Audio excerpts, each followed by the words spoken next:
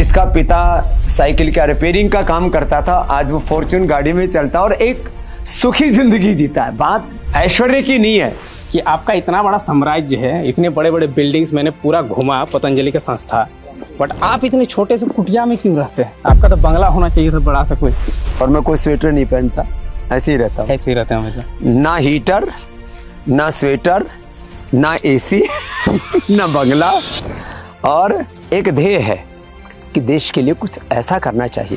Comedy video, नग्नता, और फिर उसी पर गर्लफ्रेंड बॉयफ्रेंड और बच्चे की शादी से पहले बर्बादी हो जाती है। लोग बहुत सारे ऐसे हैं जो कि बोलते हैं कि बाबा जी जो है योग के नाम पे बिजनेस कर रहे हैं, पैसा कमा रहे हैं। इस पे आप क्या कहना चाहेंगे? आज आपके बच्चे को हमने बुलाया कि ये जो कर रहा है पूरी दुनिया के सामने है, वो जाना चाहिए कि एक छोटे घर से बच्चा आकर के और कैसे ऐसे बड़ा हो गया। देखो आज खुशी है ना तेरे को? बाबा आप ही के लिए आप पेंचर बनाते थे, ये लोगों की लाइफ बनाने में लगा है। कितना अच्छा बच्चा है। कि किसी ने क्वेश्चन किया है कि महाराज जी नॉर्मल वस्त्र कभी पहनते हैं या फिर ऐसे ही रहते हैं? ये तो पहली बार किसी ने क्वेश्चन किया। तो स्वामी रामदेव को देख लो, और 1 ग्राम भी चर्बी नहीं मिलेगी।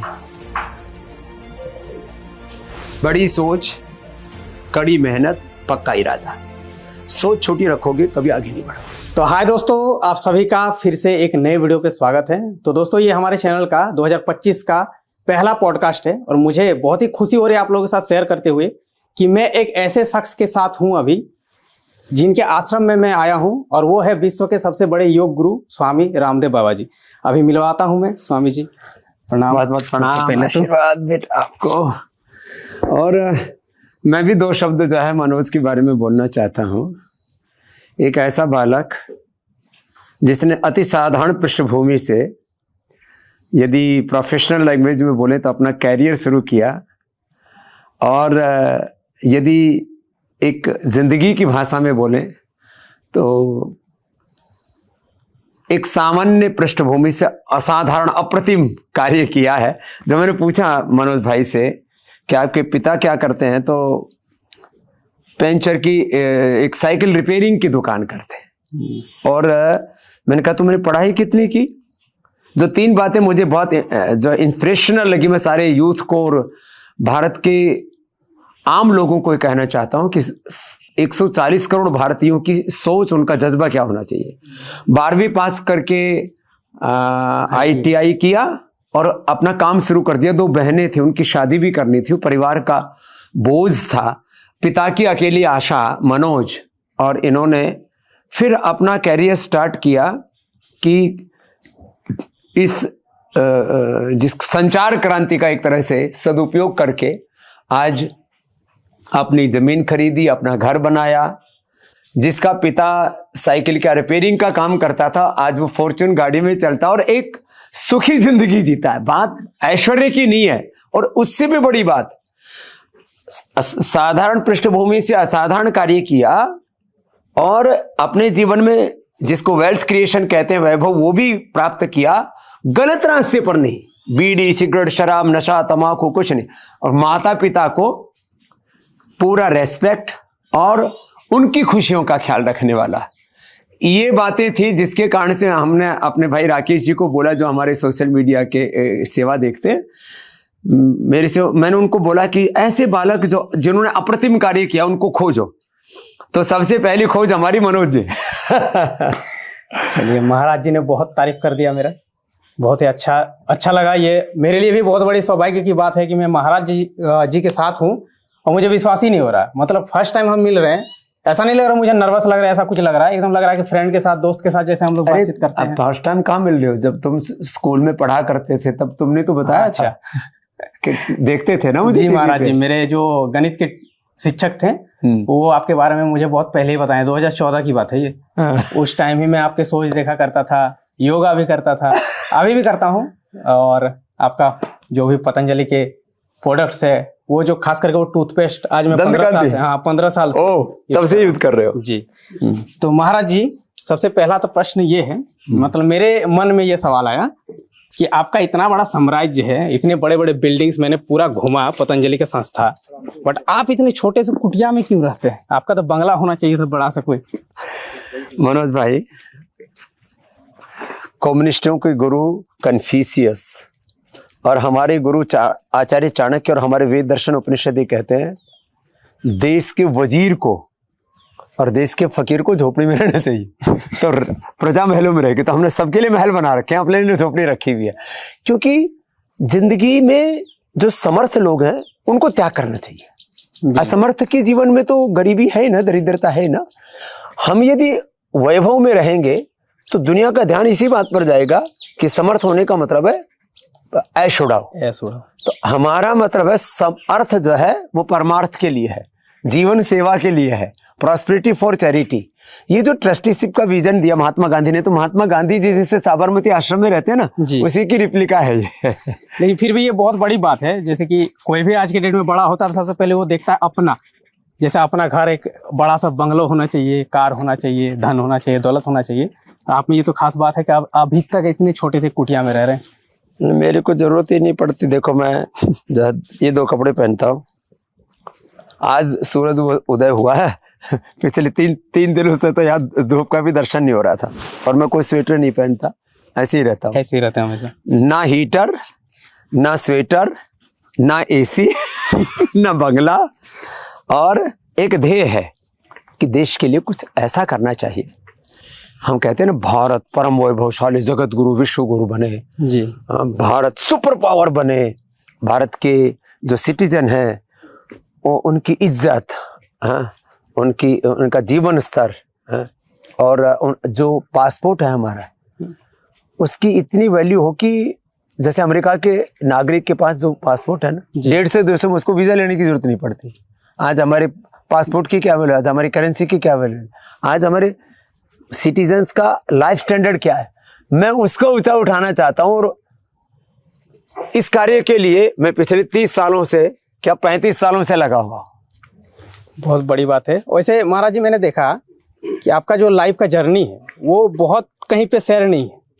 बहुत लोगों को नहीं पता कि जैसे अभी आप योग गुरु हैं, लोग अभी आपको जान रहे हैं, लेकिन आपका बचपन कैसा रहा और आप ये इस लाइन में। वैसे एक बार जो है डिस्कवरी नहीं किया है स्वामी रामदेव संघर्ष, लेकिन वो उन्होंने एपिसोड टाइप बनाए हुए काफी, करीब 50 से जी। तो मैं इसके बारे में जब कोई प्रसंग आता है तो थोड़ा बहुत चर्चा कर देता हूँ कि एक, जैसे आप एक साधारण परिवार में पैदा हुए हो, ऐसे हम भी एक सामान्य कृषक परिवार में, कहने को जिसको समाज में, आप भी जिस पृष्ठभूमि से आते हैं, हम भी बेटा उसी पृष्ठभूमि से आते हैं, जिसको ओबीसी कहते हैं समाज में। अच्छा, ओबीसी, मैं भी ओबीसी से। तो वहां से हम आते हैं, गवर्नमेंट स्कूल में पढ़े 8वीं तक, उसके बाद गुरुकुल में आ गए। गवर्नमेंट स्कूल में 5वीं तक 1 रुपए भी फीस नहीं लगा करती जी, 6वीं में 2 रुपए फीस लगी थी, और सेकेंड हैंड बुक लेकर के पढ़े। फिर गुरुकुल में पढ़े, लेकिन पढ़ाई जो शास्त्र की पढ़ाई है, जो हमारी गुरु शिष्य परंपरा से, व्याकरण, दर्शन, उपनिषद, माने व्याकरण शास्त्र, वेद शास्त्र, आयुर्वेद शास्त्र, दर्शन शास्त्र, ऋषियों का पूरा ज्ञान विज्ञान हमने आत्मसात किया जी। और योग को तो मैं पिछले 50 साल से कर रहा हूँ और जी रहा हूँ। मतलब बचपन से ही आपने करना शुरू कर दिया? हाँ, जब मैं 5-7 साल का था तभी से लग गया था, तभी से कर रहे हैं। योग और कर्म योग को ही मैंने जीवन का लक्ष्य बनाया कि योग, जिस तरह से आज समाज में रोग बढ़ रहे हैं जी, अभी हमारे जिंदगी के 5 बड़े मकसद हैं मनोज भाई। लोग रोग मुक्त हों जी, liver kidney failure, heart failure, cancer, obesity, lifestyle disease, फिर बैक्टीरिया, वायरल, फंगल डिजीज। लोगों की इम्यूनिटी इतनी कंप्रोमाइज्ड हो गई, कुछ भी जरा सर्दी, जरा सी गर्मी, उसी में ही लोग पस्त हो जाते हैं, बीमार हो जाते हैं। तो रोग मुक्त हो देश, नशा मुक्त हो, और ये अश्लीलता जो बच्चों में फैली पड़ी है, इससे बचाना, इसको मैं कहता हूँ रोगों की आज़ादी, भोगों और अश्लीलता की, नशा की आज़ादी। एक शब्द लोग बोलते हैं ना, we want freedom, we want justice. तो ये अपने साथी न्याय नहीं कर पाते और अपने खुद ही जिंदगी को आज़ादी से नहीं जी पाते। जो बीमार होगा कहाँ आज़ाद होगा? बिल्कुल, जो बीमार है वो तो खुद ही मतलब कि कैद है एक तरह से। और फिर शिक्षा की आज़ादी, ये जो मैकाले की शिक्षा चल रही है, केवल अक्षर ज्ञान, केवल भाषा ज्ञान, केवल कुछ विषय पढ़ा देते हैं। मनुष्य में जो मनुष्यता और उस एक व्यक्ति में जो अपरिमित सामर्थ्य है वो उससे जागृत नहीं होता। तो मैकाले की शिक्षा की जगह भारतीय जो हमारी शिक्षा व्यवस्था है, जिसमें शिक्षा के साथ संस्कार हैं जी। और आजीविका के साथ जीवन का निर्माण है, उस ये शिक्षा की आज़ादी, चिकित्सा की आज़ादी, चारों तरफ लूट खसोट मची हुई है। मैं तो कई बार बोल देता हूँ तो विवाद हो जाता है, मेडिकल माफिया लूटने में लगा है। आर्थिक आज़ादी, देश में कम से कम मैं तो कहता हूँ 1000 टाटा बिरला अंबानी अडानी क्या है बड़े बड़े जो भी कंपनी, ऐसे 1000 से ज़्यादा कंपनियां बड़ी खड़ी होनी चाहिए, तभी तो भारत इकोनॉमिक पावर बढ़ेगा, तभी तो हमारे रुपए डॉलर पाउंड में जो डिस्टेंस है वो खत्म होगा। तो ये आर्थिक आज़ादी, शिक्षा की आज़ादी, चिकित्सा की आज़ादी, वैचारिक सांस्कृतिक आज़ादी, इस दिशा में हम काम कर रहे हैं मनोज जी। तो जैसे कि आपने बताया कि अभी की जैसे पढ़ाई में भी जो हमारे सांस्कृतिक विचार थे उनके बारे में नहीं बताया जाता है, तो आपका मैंने देखा अभी आपने एक गुरुकुलम भी बहुत बड़ा देख के आए हो आप? बिल्कुल, कल ही देखा था। तो वहाँ का क्या मतलब वो करने का कारण? देखो, भगवान राम, भगवान कृष्ण, हमारे जितने भी पूर्वज हैं, जिस हम अपनी महान संस्कृति विरासत पर गौरव करते हैं, सब हमारे पूर्वज कहाँ पढ़े थे? गुरुकुल में पढ़े थे। तो गुरुकुल क्या सिखाता है? गुरुकुल हमें ये सिखाता है कि एक मनुष्य में अपरिमित सामर्थ्य। मैं आपके सामने पढ़ा हूँ, मैं गुरुकुल का पढ़ा हुआ हूँ। तो आज लोग कहते हैं पतंजलि का मार्केट कैप इतना, पतंजलि का टर्नओवर इतना, ये सब पतंजलि का शिक्षा का इतना बड़ा कार्य, चिकित्सा का, अनुसंधान का, पूरे देश भर में, पूरी दुनिया भर में योग का, आयुर्वेद का प्रचार प्रसार और इतना विस्तार, ये कहाँ से आए? एक सोच। ये सोच कहाँ से पैदा होगी? स्वाभिमान से।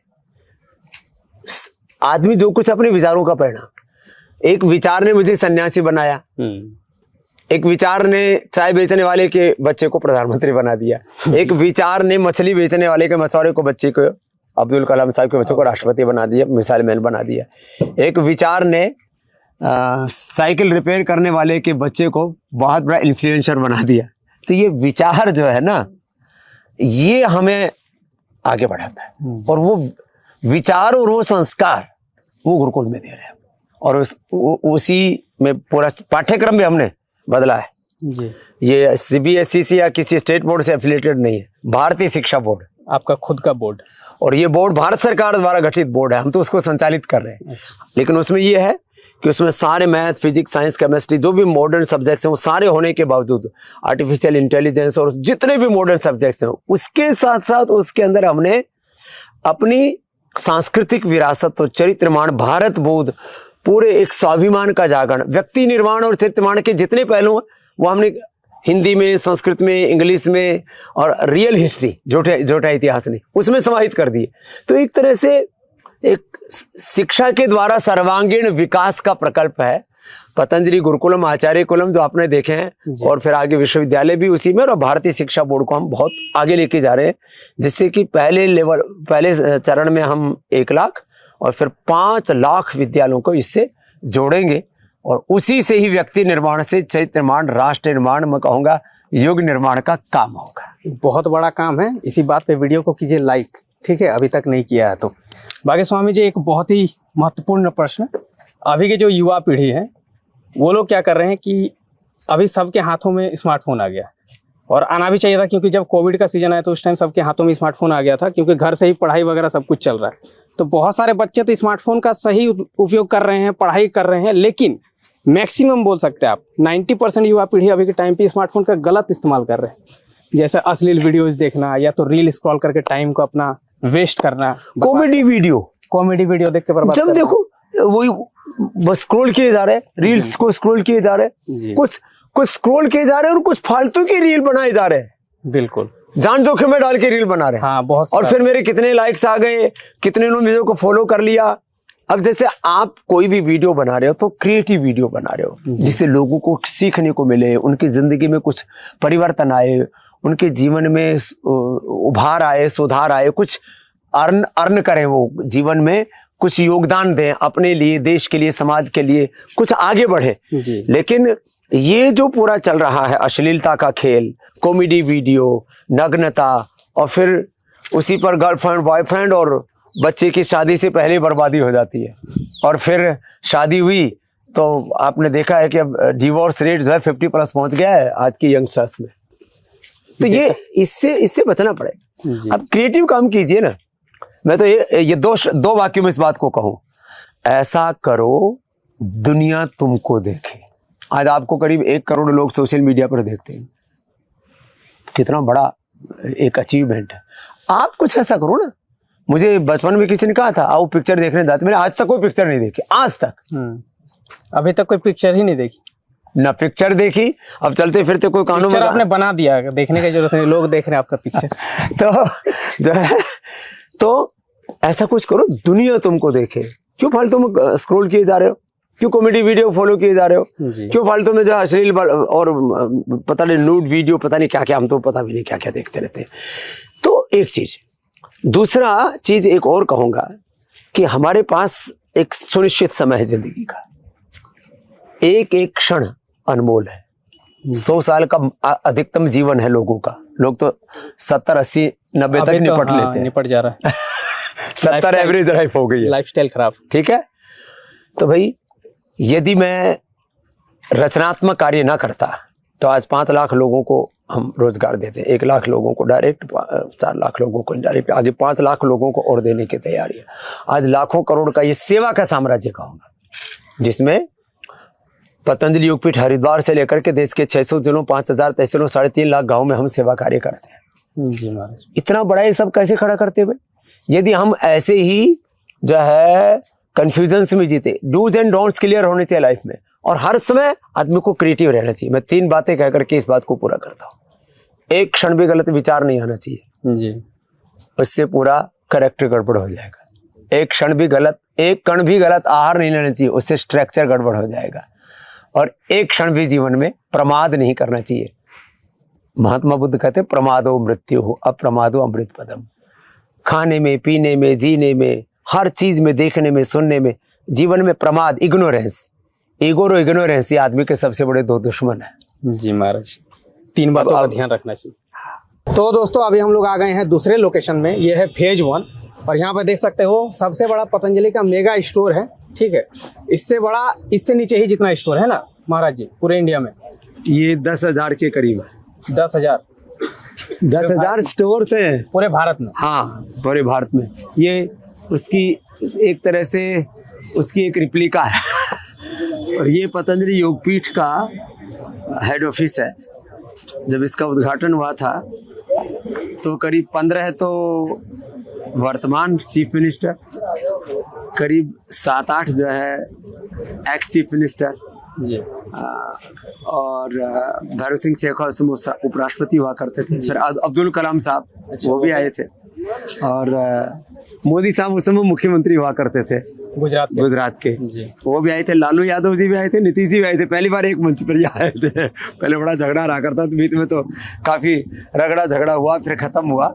और चंद्रबाबू नायडू जी से लेकर के उस समय सरसंघ चालक हुआ करते थे सुदर्शन जी, फिर मोहन भागवत जी, सब आते रहे। नमस्कार बच्चों। ओम ओम ओम जी। तो महाराज जी, एक जो है ना पब्लिक बहुत सारे ऐसे हैं, लोग बहुत सारे ऐसे हैं जो कि बोलते हैं कि बाबा जी जो है योग के नाम पे बिजनेस कर रहे हैं, पैसा कमा रहे हैं। इस पे आप क्या कहना चाहेंगे? खैर, हमने अब देखो, कहने को कोई कुछ भी कहता रहे, हमने जितना निःशुल्क योग सिखाया पूरे देश में, हमने योग से पैसा नहीं कमाया। हमने से योग से तो लोगों की भलाई की, कमाई नहीं की। 600 जिलों में, 5000 तहसीलों में, 6.5 लाख गांव में हमारे कार्यकर्ता हैं। करीब 10 लाख योग टीचर्स को यहाँ ट्रेनिंग दी है। 10 लाख आप सुबह भी देख रहे थे, वो तो उनके एक तरह से हेड लोग थे, एक एक स्टेट, एक एक जिले से, जो करीब 5000 लोग सुबह आप देख रहे थे। ऐसे 10 लाख लोगों को यहाँ ट्रेनिंग दी, 20-25 लाख लोगों को जिले स्तर पर ट्रेनिंग दी। हमारे 1 लाख तो वॉलेंटियर, 1 करोड़ तो वॉलेंटियर्स हैं। 1 करोड़ वॉलेंटियर्स। तो योग से तो हमने कोई कमाई नहीं की। हाँ, हमने उसके साथ जब लोगों की श्रद्धा थी, उन्होंने कहा कि आप स्वामी जी स्वदेशी की बात, तो स्वदेशी जागरण मंच भी कर रहा है, RSS भी कर रहा है, बहुत लोगों ने की है स्वदेशी की बात। सब चाहते हैं देश का पैसा देश में रहे, तो सिंपल सा फिलोसफी है। तो यूनिलीवर ने, कोलगेट ने, पेप्सोडेंट ने, क्लोजअप ने, मैकडॉनल्ड्स ने, KFC ने, जोमेटो ने देश के लिए क्या किया है? तो कुछ नहीं, वो तो अपना बिजनेस बना रहा है, ठीक है ना। तो हमने कहा कि देश का पैसा देश में रहे, तो लोगों ने उनसे कहा कि आप जो टूथपेस्ट है, जो कोई भी सामान है, वो आप जो है और दवाइयाँ हैं, मेडिसिन हमको उपलब्ध कराई, तो हमने उपलब्ध कराई लोगों को, और आज लोग उससे खुश हैं। अफोर्डेबल प्राइस पर है, 100% प्योर है, कोई एडल्टेशन नहीं है, तो सस्ता भी है और हेल्दी भी है, और उससे जो कुछ हम अर्न करते हैं, यद्यपि वो पूरा जो है लगभग आज पतंजलि का ग्रुप टर्नओवर करीब 50,000 करोड़ के आसपास है, तो उससे जो अर्न होता है उससे हम गुरुकुल बनाते हैं, आचार्य कुलम बनाते हैं, पतंजलि विश्वविद्यालय चलाते हैं, भारतीय शिक्षा बोर्ड चलाते हैं, और लाखों लोगों को रोजगार देते हैं, करोड़ों लोगों की भलाई का काम करते हैं पूरे देश में। यदि हम उसकी बात करें बीमारी के उपचार की, तो 200-250 लाख करोड़ रुपए हम साल का लोगों का बचाते हैं बीमारियों के, कोई बीपी को, कोई शुगर की, कोई थायराइड की, कोई अस्थमा की, कोई अर्थराइटिस की, कोई कोलेस्ट्रॉल की, न जाने कैसी कैसी दवाएं खा रहे थे। तो ये सब चीजें, और इसको करने में कितनी मेहनत लगती है। आज हम करीब 5,000 प्रोडक्ट्स उपलब्ध कराते हैं, दाएं से लेकर के बाएं से लेकर के। आप पूरा देखिए, ये तो यहाँ भी सिंबॉलिक है, यहाँ भी पूरे प्रोडक्ट नहीं है। अच्छा, ये माने पशुओं से की औषधियों से लेके, पशु आहार से लेकर के, और इधर जो है पूरे परिधान से लेकर के, देखो इधर भी पूरा आनंद ही आनंद है। ये मतलब ये सब, और आप इधर देख रहे हैं ना, ऐसा लग रहा है किसी मॉल में आ गए। पूरा मॉल ही लग रहा है। कल भी मैं यहाँ पर विजिट किया था। मतलब एक एक वो चीज मिल रहा है लोगों का, जो भी जरूरत वाली चीजें हैं। हाँ, मतलब लोगों का बाबा जी ऐसा है कि मतलब लोगों का जो एक गलतफहमी है, आप इतने बड़े जैसे कंपनी चला रहे थे, इससे तो लोगों का, लाखों लोगों का आप रोजगार दे रहे हैं। देखो, सेवा का ही काम। लोगों को रोजगार एक पक्ष, उनको मैंने कहा अफोर्डेबल प्राइस पर राइट चीज मिल रही है उनको। एक हर आदमी कुछ भी चाहता है, जैसे ये तो चलो हमारे वस्त्र आदि और ये सब ये आम जगह भी मिलते हैं, लेकिन लोग किसका पहनना पसंद करते हैं? प्यूमा, एडिडास, बड़े बड़े ब्रांड्स हैं, ज़ारा सब चल रहा है। ठीक है। तो हमारे जो प्रोडक्ट्स हैं ज़ारा से कम नहीं है, एडिडास से कम नहीं है, प्यूमा से कम नहीं है, हर चीज़ हमने यहाँ उपलब्ध कराई है, बहुत ही अफोर्डेबल प्राइस में, 100% अच्छी क्वालिटी की है। और कोशिश हमारी रहती है कॉटन, या तो सूत का बना हुआ हो या बांस का बना हुआ हो, इसमें भी नेचुरल और ऑर्गेनिक चीजों का एड ऑन किया। और ये आप यहाँ पूरे प्रोडक्ट लाइन में देख सकते हैं, वो चीज दिखेगी आपको, और इसको भव्यता भी दी है। माने अब आप चाहे इसके फ्लोरिंग देखिए, इसकी रूफ देखिए, आप पूरा वो भी ऑर्गेनिक ही लग रहा है। तो जो है हर चीज जो है वो उसी भाव चेतना के साथ उपलब्ध कराई। और यहाँ मतलब जो मॉल में भीड़ नहीं मिलेगी, उससे ज्यादा भीड़ मिलेगी आपको। अभी भी बहुत भीड़ है, सब देख ये तो काफी लोगों को आपकी शूटिंग थी इसलिए थोड़ा दाएं बाएं किया है। मिला नहीं। हाँ, माता पिताजी आए? हाँ, ये बुलाओ माता पिताजी को बुलाओ। मैंने मनोज जी को बोला, मैंने कहा माता पिताजी को जरूर बुलाओ। पिताजी कहाँ है? ये पिताजी हैं, ये पापा जी हैं, ये माता जी। क्या नाम? भीखू भाई, भीखू मोदक। हाँ, तो देखो आपके नाम में मोदक है, आपके तो दोनों हाथ में लड्डू आ गए। माने एक तरफ बच्चा भी अच्छा मिल गया, और बच्चे ने इतना, आज आप तो साक्षात देख रही है, टीवी में देखते थे। हाँ, आपके दो हाथ में लड्डू पता है कैसे है? ये आप तो एक तो बच्चा अच्छा मिल गया, और बच्चे के माध्यम से देखो तुमको बाबा भी मिल गया, तो दोनों हाथ में लड्डू हो गए, तो आपका नाम सार्थक हो गया भीखू भाई। हाँ, आपने इसको भी अच्छे संस्कार दिए, आते ही इसने प्रणाम किया। और ये अभी, हाँ, ये मैया है, हाँ, माता जी, ये मनोज जी की माता जी है। आज आपके बच्चे को हमने बुलाया कि ये जो कर रहा है पूरी दुनिया के सामने है, वो जाना चाहिए कि छोटे घर से बच्चा आकर के और कैसे ऐसे बड़ा हो गया। देखो आज खुशी है ना तेरे को? बाबा आप ही के लिए। तो खुश हो ना? हाँ, अब तो भगवान ने आपको सब कुछ दे दिया, अच्छा बच्चा दे दिया, संस्कारी बच्चा है। पहले तो पैसा बहुत थोड़ा था, अब तो पैसा भी ठीक हो गया, घर में मान इज्जत भी हो गया, और बच्चा गलत रास्ते पर नहीं चला। पैसा आने के बाद बच्चा बीड़ी सिगरेट शराब पीने लग जाए, किसी लड़की के चक्कर में पड़ जाए, सब अच्छे रास्ते पर चल रहा है ना। तो ये मैंने इनको बोला कि आपके पिताजी का क्या नाम? बोलो तो यही आए। मैंने कहा उनको बुलाओ। हाँ? तो आपको क्या कहना है बाबा? माँ तो खुश है। क्या नाम बताया? मानतो देवी। मानतो देवी। तो मानतो देवी की मान्यता पूरी होगी। मीकू भाई क्या कहना है आपको, क्या कैसा लगता है अभी? बहुत अच्छा लगता है बाबा जी, बहुत अच्छा लगता है। पहले जो है साइकिल रिपेयर में क्या क्या करते थे? साइकिल पंचर बनाते थे। पंचर बनाते थे और क्या करेंगे।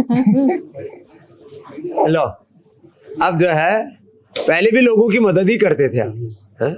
अभी आप पेंचर बनाते थे, ये लोगों की लाइफ बनाने में लगा है। कितना अच्छा बच्चा है। चलो अब एक बार मनोज जी का जोरदार अभिनंदन हो।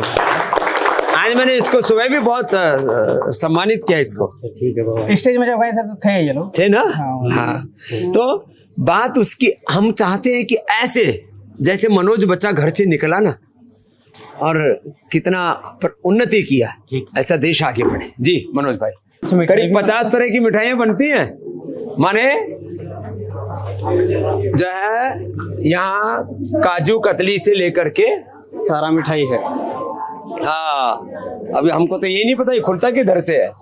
उधर से होगा, बाहर से नहीं निकाल सकते। ये बात है।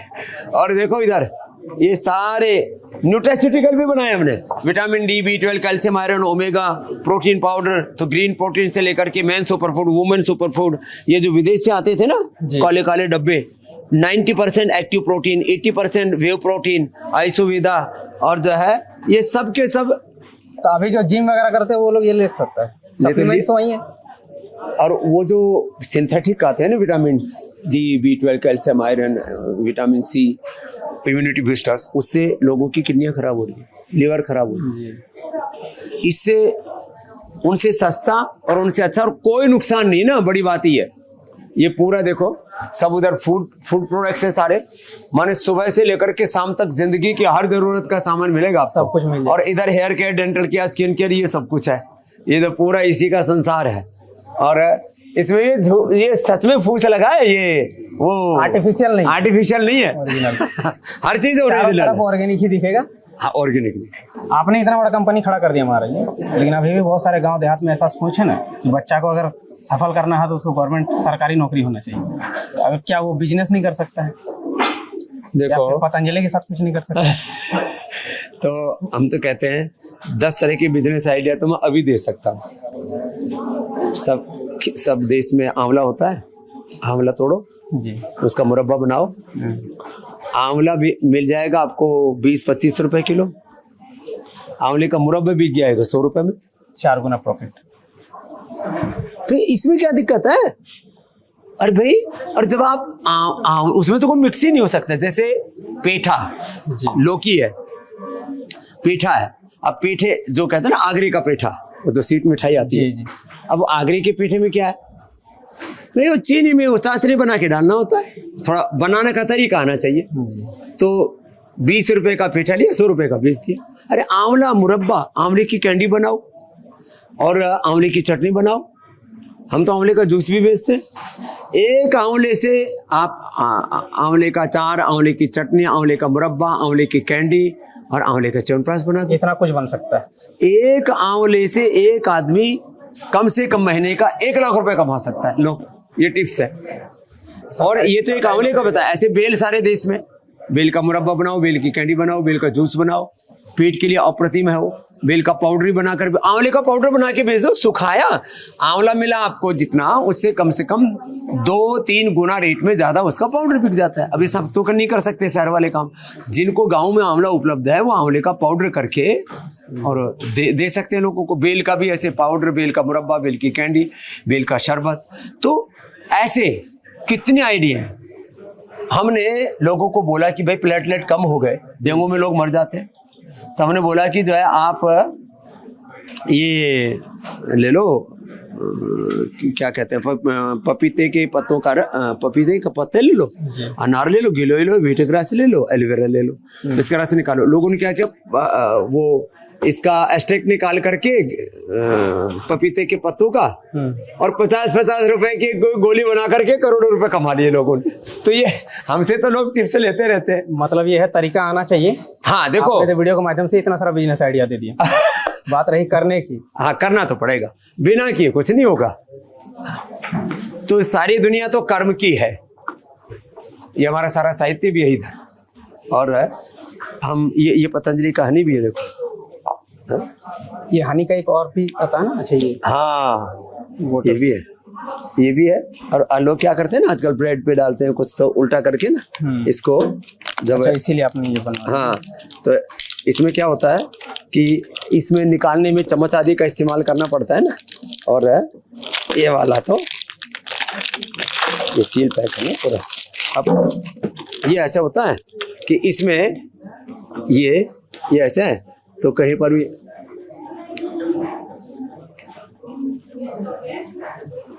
कहीं खराब नहीं हुआ ना, जी, कहीं पे मतलब ये नहीं होता, लगा नहीं। गंदा नहीं हो रहा है। हाँ? और टेस्ट भी गजब है। और अब ऐसे ही करके उल्टा करके रखती, तो पैकेजिंग भी आपको जमाने के अनुसार चलना पड़ेगा ना। जी, तो हमने हर चीज को मैच किया है, इंटरनेशनल कंपनियों के साथ मैच किया है, तभी तो यूनिलीवर को, कोलगेट को, पेप्सोडेंट को टक्कर दे पाए, दंत कांति हो चाहे केश कांति। अभी जो महाराज जी हाँ। इतने बड़े बड़े जो बीमारी है, जैसे कैंसर हो गया, लीवर, हार्ट, ये सब का, तो वो सब क्या होता है कि इलाज जो करता है एलोपैथिक में खर्च भी बहुत ज्यादा है और इलाज भी प्रॉपर नहीं हो रहा है। तो आपके अनुसार क्या लगता है कि योग के माध्यम से ठीक किया जा सकता है? देखो, सबसे बड़ी समस्या एक तो लाइफस्टाइल डिजीज तो है, बीपी, शुगर, थायराइड, आर्थराइटिस और गैस, कब्ज, एसिडिटी, और बहुत स्ट्रेस, कम उम्र में ही हो जा रहा है ये सब। इसको तो हम कहते हैं, इनको नाम ही बोलते हैं मनोज भाई। आपका तो मेडिकल कम सब्जेक्ट है, आप तो टेक्निकल ज्यादा बातें करते हो, लेकिन ये इनको बोलते हैं अंग्रेजी में लाइफस्टाइल डिजीज। लाइफस्टाइल अच्छा कर लो ना, लाइफस्टाइल ही खराब है। लाइफस्टाइल ठीक कर लो, लाइफस्टाइल डिजीज ठीक हो जाएंगी। जी, इतनी सी बात है। अगली बात, लीवर किडनी फेलियर। हमने लीवर फेलियर में 50 लाख से 1 करोड़ को लगता है लीवर ट्रांसप्लांट। ऐसी सबके किडनी पास की बात नहीं है। सबके बस की बात नहीं। हार्ट में भी ऐसे 5-10 लाख रुपए से शुरू होता है, फिर हर महीना 5-10 हजार का बिल बनता है। हम कहते हैं आपको एंजियोप्लास्टी की जरूरत नहीं, आपको बाईपास की जरूरत नहीं, आपको पेसमेकर की जरूरत नहीं, आपको लीवर किडनी ट्रांसप्लांट की जरूरत नहीं। हमने ठीक किया। हमारे पास में आज 1 करोड़ से ज्यादा तो ऐसे क्रिटिकल रोगी जो ठीक हो चुके हैं उनका डाटा है। हम डाटा बेस्ड बात करते हैं और साइंटिफिक एविडेंस है, research and evidence based treatment की बात करते हैं। तो ये सब हमने किया है। आज मैं करीब भारत में 25 लाख किलोमीटर घूमा हूँ, 10 करोड़ से ज़्यादा लोगों के कैंप किए, और जो हमारे शिष्य जो आप सुबह देख रहे थे ना, मैं कह रहा था लाखों लोगों को ट्रेनिंग दी जी, उनके शिविरों में। कुल मिला के भारत के 25 करोड़ लोगों के साथ हमारे इंटरेक्शन हुआ। कितने? 25 करोड़। और इसीलिए 100 करोड़ से ज्यादा कस्टमर बेस है पतंजलि का। ये जो इतना बड़ा जो है तामझाम चल रहा है ना, उसमें से मैं भी हूँ एक। उसमें आप भी एक है। तो क्यों लोगों को देखो, अच्छी चीज चाहिए, अफोर्डेबल प्राइस पर चाहिए। उनको अल्टीमेटली ये भी लगता है कि चलो 2 रुपए बचे भी ना पतंजलि को, तो वो भी तो देश में लगा रहे ना भाई। कोलगेट वाले, यूनिलीवर वाले, लक्स लाइफ बॉय वाले, ये तो सब बाहर लेकर के जा रहे हैं ना। KFC को, कोका कोला, पेप्सी सब वाले, तो बाहर का कंपनी, सब बाहर का कंपनी, पूरा प्रॉफिट बाहर ले रहे हैं। सारा पैसा चला जा रहा है देश के बाहर। तो हम उपचार भी कर रहे हैं, उपकार भी कर रहे हैं, ये कुछ कमाई हो रही है उसको भी भलाई में वापस लगा रहे हैं। जी, तो क्या चाहिए? बस ईर्ष्या है लोगों में। रामदेव बड़ा क्यों हो गया, पतंजलि बड़ा क्यों हो गया, वो हर एक फील्ड में होता है। सभी कोई जगह। भी बड़ा बनता है तो 2-4% हेटर हो ही जाता है। अरे साहब, बहुत लोगों को तो, अरे ये छोटा सा लड़का इतना बड़ा कैसे बन गया, मनोज से भी ईर्ष्या करते हैं। बिल्कुल महाराज जी, करते ही है, बहुत कोई है। और सबसे ज्यादा अपने अड़ोसी पड़ोसी करते हैं। बिल्कुल। और फिर जब बड़े हो जाते हो तो अड़ोसी पड़ोसियों की तरह देश में भी फिर लोग ना डिविजन्स में बटे हुए हैं। किसमें? कुछ लोग योग का, आयुर्वेद का, सनातन परंपराओं का विरोध करने वाले लोग हैं। किसी की तार कहीं से जुड़े हुए हैं, किसी की तार कहीं से जुड़े हुए, किसी की मिडिल ईस्ट से, किसी के यूरोप से, बिल्कुल अलग अलग एक पूरे खेमों में दुनिया बटी हुई है। और इसलिए अब मैंने किसी को बुरा किया क्या?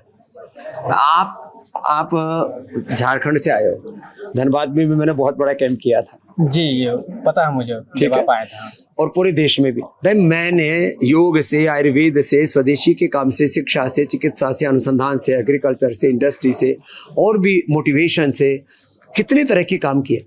बुरा किसका किया भाई? मेरे से ईर्ष्या क्यों करते हो? और चलो फिर मुझसे ईर्ष्या कर लो, आपसे भी ईर्ष्या करने वालों की वो कमी नहीं। हर एक सफल इंसान के पीछे ईर्ष्या करने वाले हो ही जाते हैं, पता नहीं क्यों। तो ये एक तरह से मैं कहूँगा कि मानवीय दुर्बलता कहो या एक कुछ लोगों में इमोशनल डेफिशिएंसी कहो या कोई टेक्निकल प्रॉब्लम कहो।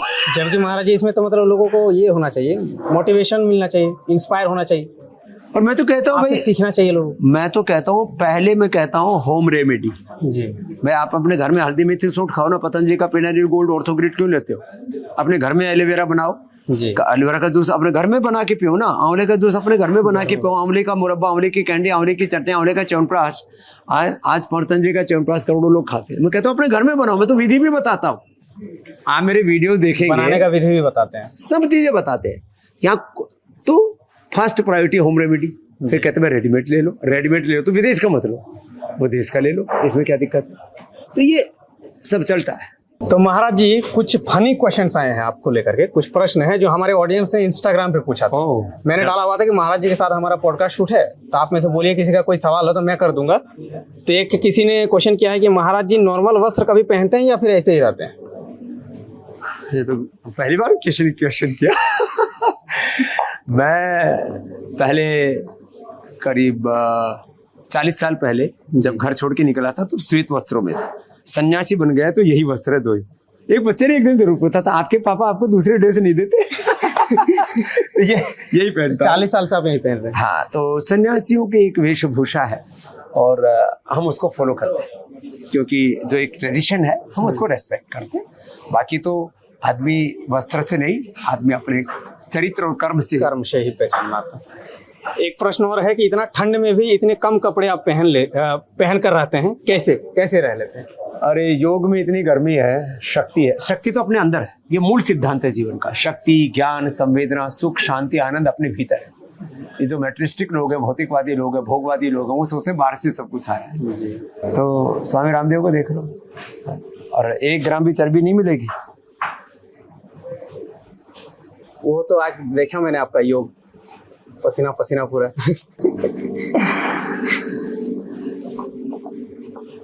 एक और प्रश्न किसी का, लो, शादी करना चाहिए कि नहीं करना चाहिए?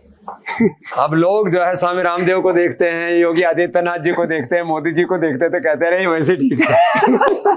लेकिन बेटा वैसे कलाम साहब भी हमारे थे। शादी ना करना भी मकसद नहीं होना चाहिए, शादी करना भी मकसद नहीं होती। शादी करने के बाद आपको एक मित्र मिल सकता है। यदि स्त्री पुरुष को और पुरुष स्त्री को भोग की वस्तु मानेगा तो गड़बड़ होगी जी। इसलिए अच्छे कुल खानदान के, अच्छे विचारों के लोगों के साथ आपका मिलन हो जाता है तो शादी कर लो।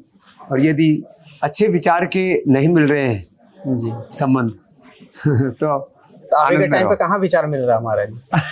डिवोर्स रेट बढ़ गया, जैसे कि आपने पहले ही बोला था वीडियो में। तो आदमी को शादी जिंदगी का एक पार्ट है, लेकिन जिंदगी में करना क्या है शादी के पहले भी और शादी के बाद कर्म प्रधान है जीवन। पूज्यपाद गोस्वामी तुलसीदास जी भी मानस में कहते हैं, कर्म प्रधान विश्व रचि राखा, जो जस कर ही सो ताही फल चाखा। वेद गीता भी यही कहते, कुर्वन्य व्यह कर्माणि योगस्थ कुरु कर्माणि स्वेन कर्तन सम्मदेत कुर्वन्य व्यह कर्माणि जिजी विच्छेद सतंग समाध। तो कर्म प्रधान आदमी का जीवन होना चाहिए। बाकी जिंदगी की राह में जो कुछ हो रहा है बढ़ते चलो। किसी और का प्रश्न है, हाइट कैसे बढ़ाएं? हाँ, इसमें तो सूर्य नमस्कार, सर्वांगासन, हलासन से thyroid, parathyroid gland, pituitary gland एकदम हेल्दी हो जाता है। योग से मतलब सब चीज का समाधान है, अपने अंदर ही सारा समाधान है ना। ये सब बाजारवादी लोग, उपभोक्तावादी लोग कहते हैं बाहर समाधान। मेरे पास ये देखो, तुम्हारे साथ एक तगड़ा सा लड़का है, इसको पतला करने का भी समाधान है। रोज 1 किलो वजन कम कर दूंगा बेटा तेरा, इसको मेरे पास भर्ती कर देना। आ जाइएगा जी। और स्वामी जी, आपको मैं देख रहा हूँ सुबह से 3 बजे आप उठे हैं शायद। हाँ, 3 बजे 3 बजे से उठे हैं। उसके बाद आपने 2500 लोगों से वहां मिला योगा सेशन पे। फिर आप मैं देख रहा हूँ कि सुबह से काम पे काम करे जा रहे हैं। अभी आप चाहो तो नहीं भी करेंगे कुछ तो चलेगा, इसके पीछे क्या राज है मतलब? हाँ, ये बात तो सच है कि आज 200 से ज्यादा, तो जैसे आप अपने पिता के एक बालक हो जी, 2 बालिकाएं हैं, तो अब आपके पिता आनंद से हैं, बोला बच्चे ने सब संभाल लिया है, ठीक है जी। तो मेरे पास तो 200 शिष्य हैं, है ना, कितने 200। वो सब संभाल सकते हैं, योग भी करा सकते हैं सब। और काम करने के लिए प्रोफेशनल्स में हम 25-50 हज़ार, लाख, 2 लाख, 5 लाख रुपए से लेकर के 5-5 करोड़ की सैलरी देते हैं पैकेज में, ठीक है। लेकिन मैं कहता हूं ये शरीर सेवा के लिए है, ये जीवन ही है सेवा के लिए। यदि इसका उपयोग नहीं किया तो हम अपराधी होंगे, ये अपने लाइफ के साथ भी इनजस्टिस होगा, और एक जो यूनिवर्सल लॉ है, भगवान का विधान है, उसके साथ भी अन्याय होगा। इसलिए शरीर का प्रयोजन, जैसे आंख का प्रयोजन देखना है जी, कान का प्रयोजन सुनना है, जुबान का प्रयोजन बोलना है, ऑक्सीजन का प्रयोजन जीवन देना है, और धरती का प्रयोजन जो उसमें डाला दाना उसको मल्टीप्लाई करके वापस दे देना है। हर सृष्टि में जो कुछ हो रहा है वो एक विधान के तहत काम कर रहा है, एक सिस्टम है। ये ऑटोमेटिक से ऑटोमाइजेशन है पूरे ब्रह्मांड में, जो सारी सृष्टि अपना काम कर रही है। हमारे शरीर में भी 37 ट्रिलियन सेल्स हैं, ईच एंड एवरी सेल वो वर्किंग मोड पर है, सेल्फलेस वर्किंग। तो हम क्यों ना कर्म करें? इसलिए कर्म तो करना ही चाहिए, इसमें कोई कॉम्प्रोमाइज। सोते कितने घंटे आप? 4-5 घंटा पर्याप्त हो जाता है। तो पर्याप्त नींद मतलब 4-5 घंटा काफी है लोगों के लिए? नींद आए तो, लोगों को नींद कहाँ आती है, सपने लेते रहते हैं। ये भी बात हमारी तो नींद कभी कभी हम जैसे बाहर गए, कोलकाता, मुंबई, दिल्ली आदि गए, और कई बार लेट हो गए तो रास्ते में 2-3 घंटा गाड़ी में सो लेते और फिर आकर के फिर शुरू हो जाते। तो कभी कभी तो हम 1-2 घंटा ही सोते हैं, हमको तो थकान नहीं होती। इसके पीछे भी योग ही राज है। मेरा 17.5 हीमोग्लोबिन है, ऊपर का 110, नीचे का 70 बीपी है, शुगर 70 है, और वजन जो है आप देख रहे हैं, ऐसा का ऐसा हूँ पिछले 35 सालों से। Well fit. आपने भी तो देखा है मुझे आज से जी करीब कितने 12-14 साल पहले, तो ऐसे ही देखा होगा।